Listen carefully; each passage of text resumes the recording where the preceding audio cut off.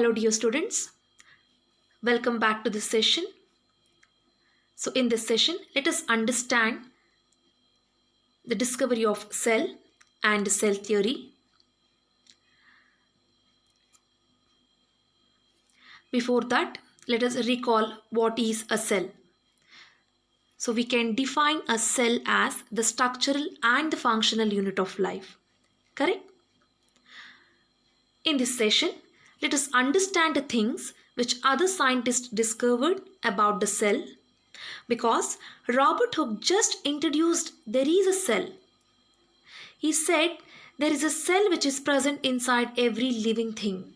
But later, many other scientists came with so many theories and proposals, and they gave rise to a vast knowledge on the cells.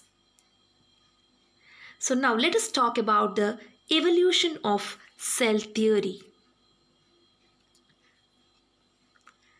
So when I talk about cell theory, let us see how the cell was getting known to people. We have understood that in the year 1665, Robert Hooke, he discovered the cell. Correct. But later in the year 1833, another scientist by the name Robert Brown. So he is the Robert Brown.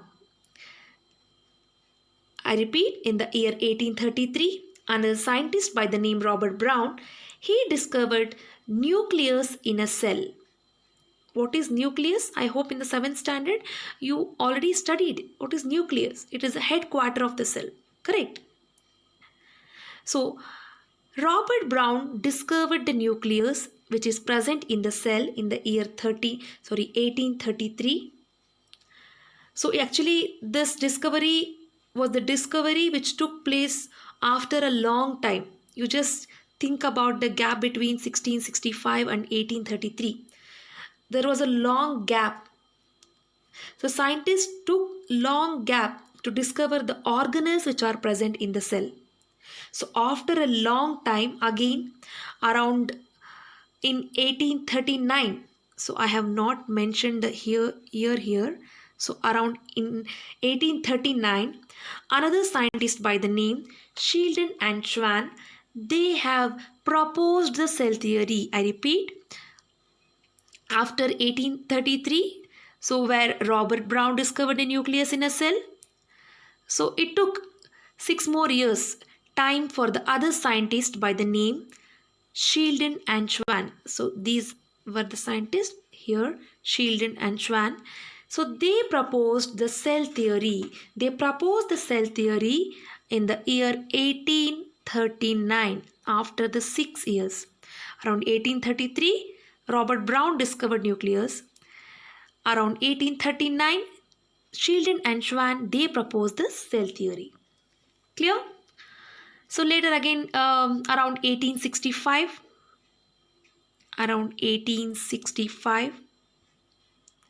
another scientist by the name Virchow, this person,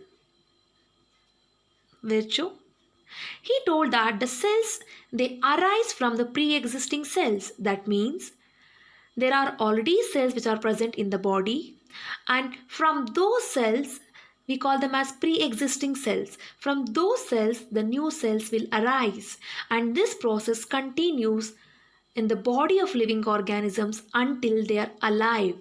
Until the living organisms are alive, the cells keep on multiplying. How do they multiply? They multiply, or they originate from the pre-existing cells. Clear? So here we can observe that how long time it took to understand the cell. So we have seen here, right, in the year 1665, Robert Hooke, he discovered the cell. But in the year 1833, so between 1665 and 1833, there was a long gap. So after so many years, Robert Brown discovered the nucleus in a cell. Correct. After 6 years, Sheldon and Schwann, he proposed the cell theory. So later, around 1865, the scientist by the name Virchow, he explained the cells arise from the pre-existing cells. Pre-existing cells means the cells which are already present inside our body. Clear? Now let us understand what was the cell theory says. What is the cell theory says? Let us understand. So when I say, or when I talk about the cell, the first thing which comes to our mind is the cells are the structural and functional unit of life. Correct? And I have also explained you in my previous slide what is meant by the structural and functional. But I would like to once recall that. Structural means it is the structure of a living organism. Correct? It may be any living organism. I told you it may be the human being, or maybe the plant, or maybe an animal. So all these living organisms are made up of the cell. So cells are the structural or the structure for the living organisms. They are giving the structure. And hence they are considered as the structure of the structural unit of life. Correct. And then when I talk about functional unit means each cell they perform the specific function. I have already shown you how does the cell look like. So this is the copy of the cell. This is the image of the cell. When I talk about a function, it is the functions which are being performed inside the cell or inside the body of the living organism. Correct. What are the functions which we have already discussed some of the functions, right? So for example, some of the functions which takes place in the human beings are like the digestion, right? So under the digestion, the food get digested. When I talk about respiration, the lungs involved in respiration, the exchange of gases takes place. Correct? And when I talk about excretory system, the undigested food is removed. Right? All these are considered to be the functions. So these functions are performed with the help of cells.